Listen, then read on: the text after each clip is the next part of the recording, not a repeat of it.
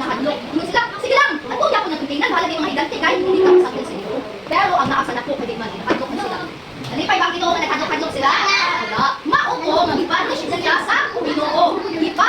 Suroy-suroy sa tuyok sila for pila ka years. Ah, pila ka years? 8 years. 40 years sila, di ba? Suroy-suroy sa Ginoo. Naglalang.